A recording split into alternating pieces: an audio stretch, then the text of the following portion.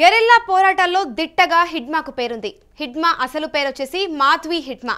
స్వస్థలం ఛత్తీస్గఢ్, సుక్మా జిల్లా పూవర్తి. 25 ఏళ్ల క్రితం అజ్ఞాతంలోకి హిడ్మా వెళ్లారు.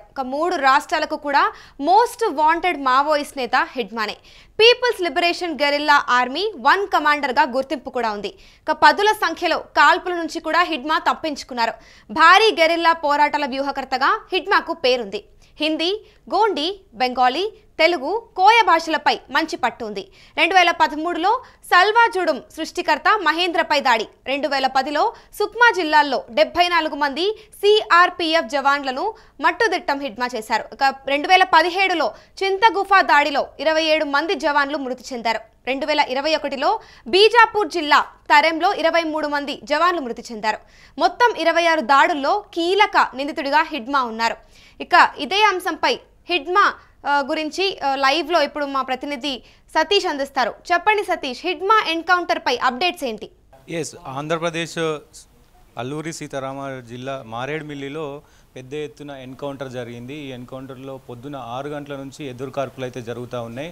మావోయిస్టులకి, పోలీసు అధికారులకి, అటు ఆర్మీ అధికారులకు పెద్ద ఎత్తున ఎన్కౌంటర్, ఇరువురికి ఎన్కౌంటర్ జరిగింది. అందులో ముఖ్యంగా ఫస్ట్ మావోయిస్టుల పైన ఈ సిఆర్పిఎఫ్ దాడులు అయితే జరిపింది. దాని తర్వాత పీపుల్స్ ఫెడరేషన్, ఈ గెరిల్లా ఆర్మీకి సంబంధించి హిడ్మాకు సంబంధించిన బలగంతో కూడా ఆర్మీ జవాన్లు దాడి చేశారు. ఈ దాడిలో హిడ్మా హతమైనట్లు తెలుస్తూ ఉంది. ముఖ్యంగా హిడ్మాకి సంబంధించి ఇప్పటికే ₹1 పైన రివార్డు ఉంది. హిడ్మా భార్య హేమ పైన కూడా 50 లక్షల రివార్డు ఉంది. మొత్తంగా హిడ్మాతో పాటు ఇంకొక 5గురు మరణించినట్లయితే అధికారికంగా ఆంధ్రప్రదేశ్ సంబంధించిన డీజీపీ అయితే తెలిపారు. మరి సతీష్, అసలు హిడ్మా నేపథ్యం ఏంటంటారు? ఆయన అసలు మావోయిస్ట్ ఉద్యమంలోకి ఎలా ఎంటర్ అయ్యారు? దాదాపు 2 దశాబ్దాలుగా హిడ్మాకి అంటే మోస్ట్ వాంటెడ్ క్రిమినల్గా, మోస్ట్ వాంటెడ్ మావోయిస్ట్గా గత 20 సంవత్సరాలుగా ఉన్నాడు. ఈయన 17 సంవత్సరాల్లోనే ఈ మావోయిస్ట్ దళంలోకి వెళ్ళి పెద్ద ఎత్తున అంటే వ్యూహకర్తలు చేయడంలో దిట్టగా, ముఖ్యంగా బ్లాంబాస్టులు చేయడం, సిఆర్పిఎఫ్ జవాన్లను చంపడం కావచ్చు, ఇలాంటి హింసాత్మకమైన ఘటనల నేపథ్యంలో ముఖ్యంగా ఈ 20 సంవత్సరాల్లో కీలక నేతగా పనిచేశారు మావోయిస్టు దళంలో.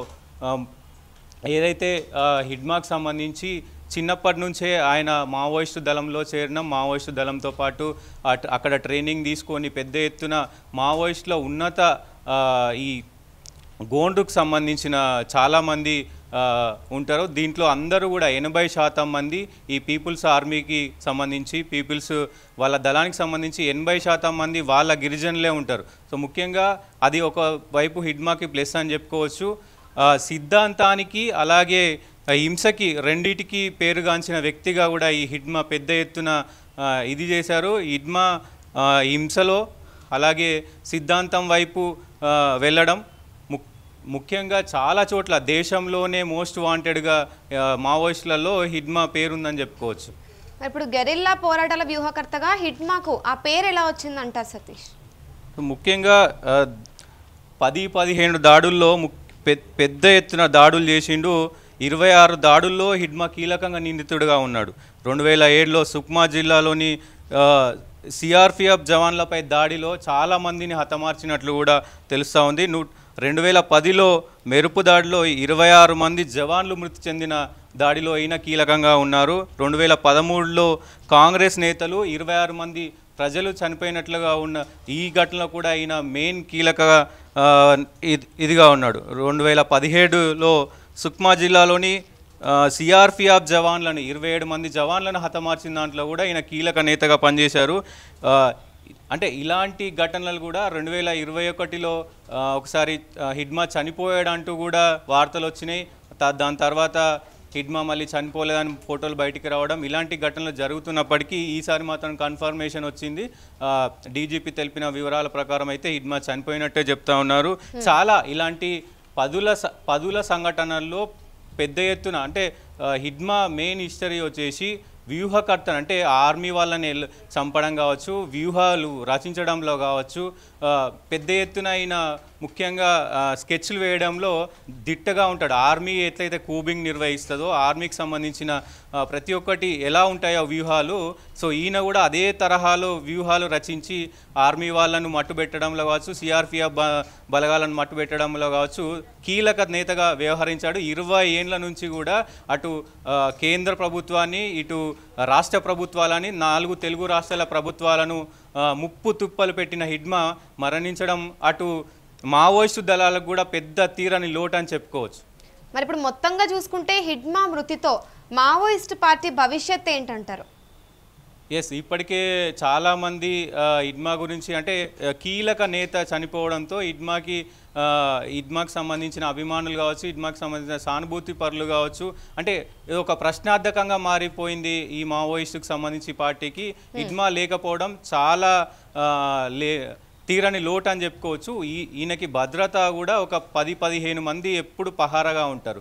ఈ మొత్తానికి ఆపరేషన్ కగార్లో భాగంగా ఏదైతే బీజేపీ చెప్పిందో 2026 కల్లా మొత్తం మావోయిస్టులని లేకుండా చేస్తామనేది వాళ్ళ టార్గెట్ పెట్టుకొని పనిచేస్తూ ఉన్నారు. ఈ తరుణంలోనే ఆ హిడ్మా హతమవడం ప్రభుత్వానికి కూడా ఇది చెప్పుకోదగిన విషయం అని చెప్పుకోవచ్చు. అటు మావోయిస్టులకు అయితే తీరని లోటు అని చెప్పుకోవచ్చు. Thank you Satish. ఇక మా ప్రతినిధి సతీష్ అందించిన దాని ప్రకారం ఒక్కసారి చూస్తే గెరిల్లా పోరాటంలో కూడా దిట్టగా హిడ్మాకు మంచి పేరుంది. ఇక హిడ్మా అసలు పేరు మాధ్వి హిడ్మా, స్వస్థలం వచ్చేసి ఛత్తీస్గఢ్ సుక్మా జిల్లా పూవర్తి. 25 ఏళ్ల క్రితం అజ్ఞాతంలోకి వెళ్లారు హిడ్మా. ఇక 3 రాష్ట్రాలకు కూడా మోస్ట్ వాంటెడ్ మావోయిస్ట్ నేత హిడ్మా. ఇక పీపుల్స్ లిబరేషన్ గెరిల్లా ఆర్మీ 1 కమాండర్గా కూడా గుర్తింపు ఉంది. 10ల సంఖ్యలో కాల్పుల నుంచి హిడ్మా తప్పించుకున్నారు. ఇక భారీ గెరిల్లా పోరాటాల వ్యూహకర్తగా కూడా హిడ్మాకు మంచి పేరుంది. ఇటు హిందీ, గోండి, బెంగాలీ, తెలుగు మరియు కోయ భాషలపై కూడా మంచి పట్టుంది. ఇక 2013లో సల్వాజూడం సృష్టికర్త మహేంద్రపై దాడి. ఇక 2010లో సుక్మా జిల్లాలో 74 మంది సిఆర్పిఎఫ్ జవాన్లను మట్టు పెట్టారు హిడ్మా. ఇక 2017లో చింతగుఫా దాడిలో 27 మంది జవాన్లను మృతి చెందారు. ఇక 2021లో బీజాపూర్ జిల్లా తరంలో 23 మంది జవాన్లు మృతి చెందారు. ఇక మొత్తం 26 దాడుల్లో కూడా కీలక నిందితుడిగా హిడ్మా ఉన్నారు.